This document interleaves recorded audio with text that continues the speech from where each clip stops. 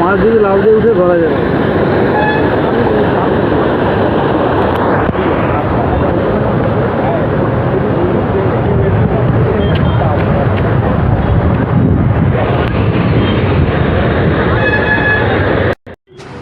সন্ধ্যে হলেই কিন্তু নানান জায়গা থেকে নানান ধরনের মানুষ এই ক্রজের উপরে এসে সময় কাটাতো।